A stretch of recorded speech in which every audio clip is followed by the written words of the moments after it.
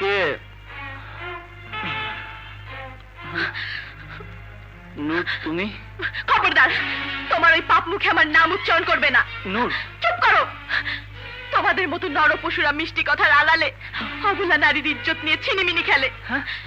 তোমার বাবার অত্যাচারে পরগনাবাসীরা ভিটে মাটি সয় সম্বল ছেড়ে এই পাহাড়ে এসে আশ্রয় নিয়েছে, কিন্তু এখানেও তোমার মতো নরপশুর হিংস্র থাবা থেকে এক নারী তার ইজ্জত রক্ষা করতে পারে।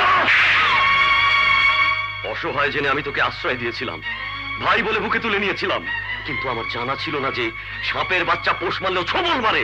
বড় ভাই, এ তোমরা কি বলছো? আমি তো কিছুই বুঝতে পারছি না। জেগে থাকা মানুষের ঘুম ভাঙানো যায় না, আর তুই তো মানুষের বেশ ধরা শয়তান। অস্বীকার করতে পারিস কাল রাতে তুই পারুলের ঘরে ঢুকে তার সর্বনাশ করিসনি?